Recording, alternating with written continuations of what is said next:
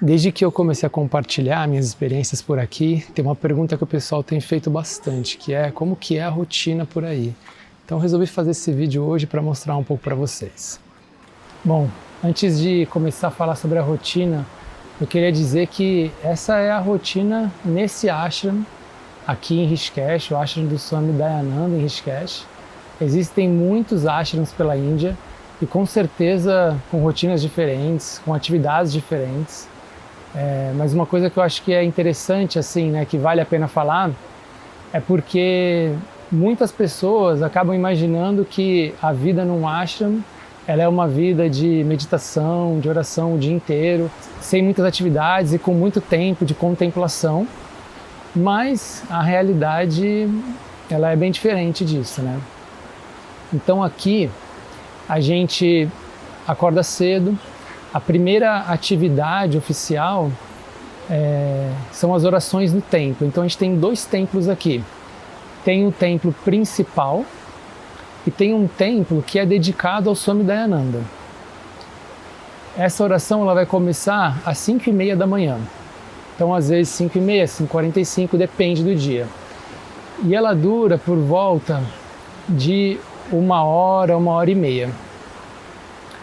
Às 7h da manhã, a gente tem meditação em grupo, né? Então é como se fosse mais ou menos uma aula de meditação. A meditação dentro dessa tradição, ela é assim, não só a meditação que a gente está acostumado, onde a gente faz o relaxamento do corpo, onde a gente presta atenção na respiração, onde a gente traz um mantra para repetir, mas também é feito um processo de contemplação no estudo, né, no que está sendo estudado, que a gente usa esse termo, né, para falar nididhyasana. Então, a professora, né, ou o professor que está conduzindo vai conduzir a pessoa dentro de um processo de contemplação nesse conhecimento. Então, é um tipo de meditação que a gente faz bastante aqui. Essa meditação vai durar 30 minutos. Às 7h30 da manhã, a gente tem o café da manhã. Esse café da manhã vai durar 45 minutos, porque às 8h15 vai ter a primeira aula de Vedanta.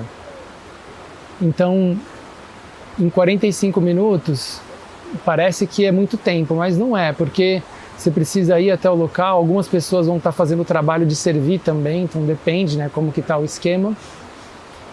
E aí se você quiser passar no seu quarto, quiser ir ao banheiro antes da aula, então acaba que fica meio corrido. Às 8h15 a gente começa com a primeira aula de Vedanta. A gente vai ter 2 aulas de Vedanta por dia.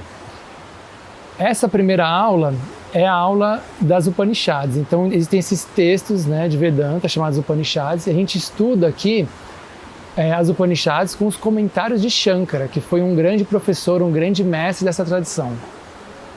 Então essa aula vai das 8h15 até as 9h15 mais ou menos. Às 9h30, geralmente tem um canto, que não é uma aula de mantras, é um canto geralmente da Gita, né? Então a Bhagavad Gita, que é esse texto também muito conhecido, muito famoso de Vedanta, a gente faz uma repetição dele, um canto dele. Vai acontecer esse canto das 9h30 até mais ou menos umas 10 da manhã. 10 da manhã vai ter aí sim aula de mantra, que são os mantras védicos, né? Que compõe o Veda. Essa aula ela vai das 10 até mais ou menos umas 10h50, 10h45. Às 11h da manhã vai ter a segunda aula de Vedanta. Essa segunda aula de Vedanta já vai ser da Gita também, com os comentários de Shankara. Então, as 2 aulas, a princípio, nesse momento do curso, estão acontecendo de manhã, mas nem sempre é assim. Então, eu tô falando assim, a rotina que é meio que o padrão que está acontecendo aqui, nesse momento, em 2026, nesse ashram em Rishikesh, mas às vezes muda também, né? Às vezes são 2 professores, às vezes o professor principal precisa viajar, porque um professor dá uma aula, outra professora dá outra aula. Então, às vezes, um está viajando, então precisa mudar um pouco o cronograma, a rotina. Essa aula, então, das 11 até o 12h15, geralmente, essa aula de Vedanta. 12h15 termina, 12h30 tem o almoço.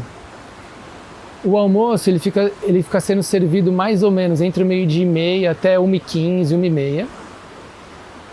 E após o almoço vai ter o horário de seva. O seva, essa palavra seva, a gente usa para falar sobre esse momento onde a gente está fazendo algum tipo de trabalho para ajudar vamos dizer assim, o funcionamento da instituição, mas ele é visto não só assim porque não existem pessoas para fazer, porque de fato existem, aqui tem funcionários e tudo mais, mas ele é um processo onde a gente está de alguma forma contribuindo também, né? Não tem como a gente contribuir o tanto quanto a gente está recebendo, porque a gente está recebendo muito, mas é uma contribuição que a gente faz. E o seva, assim, eu quero falar em outro momento sobre isso, mas o seva é uma coisa muito importante para o processo de uma pessoa, né? Processo de amadurecimento, de crescimento de uma pessoa. Esse seva, ele vai geralmente ali da 1 às 2 da tarde, depende, né? Eu tenho ficado, porque a cada 15 dias vai trocando o seva, né? Mas eu tenho ficado bastante na limpeza de algumas salas.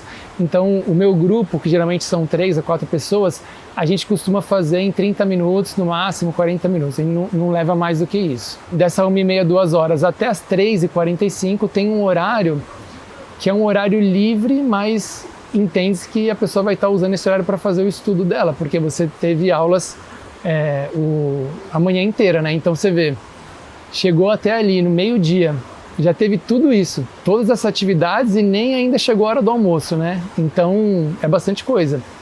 Então a gente precisa de um tempo para poder não só contemplar, mas também fazer a sua lição. Às vezes a pessoa quer fazer uma tradução, fazer a lição de casa de sânscrito, porque às 3h45 tem aula de sânscrito e assim, o sânscrito é uma coisa que toma bastante tempo, geralmente das pessoas, porque tem lição de casa todo dia.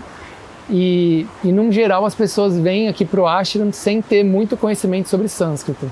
Isso é um tema para um outro vídeo também que eu quero falar, porque as pessoas perguntaram bastante também o que preciso saber para poder estudar aqui, né? Mas a gente vai falar sobre isso depois. E aí então tem essa aula de sânscrito das 3h45 até as 4h45. Às 5 horas da tarde, dependendo do dia, vai ter uma aula de yoga. Mas o pessoal costuma usar esse horário das 5 às 6 para fazer a sua atividade física. Então, às vezes, a pessoa vai... Tem gente que corre aqui na beira do Ganges, faz o seu exercício no quarto, depende. Às vezes não leva 1 hora, porque tem pessoas que também vão ao templo no final do dia, porque essa é uma das atividades do fim do dia também. Às 5h30 em um dos templos, e no templo principal... começa aí por volta das 6 horas e vai até as 7h30. Porque às 7h30 já é o horário da janta, que vai até as 8, então tem 30 minutos para jantar. Às 8 horas da noite, a última atividade, que é um satsanga. Satsanga é o nome que se dá para esse, vamos dizer assim, esse encontro, que pode ser uma forma de uma aula ou não, mas aqui geralmente tem dias que é perguntas e respostas, então as pessoas podem fazer perguntas, né, sobre a aula ou sobre a cultura, a tradição. Tem um dia na semana que a gente tem um satsanga que é um satsanga de canto, né, então as pessoas cantam bhajans e kirtans, todos os alunos participam.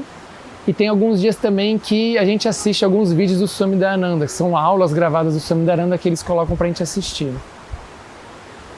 E aí às 9 horas da noite termina, e aí é hora de ir para o quarto e descansar, porque no dia seguinte vai repetir a mesma coisa. E uma pergunta que também fizeram, que eu já queria falar aqui, é se a gente tem folga algum dia da semana, porque viver essa rotina durante anos é uma coisa difícil, né?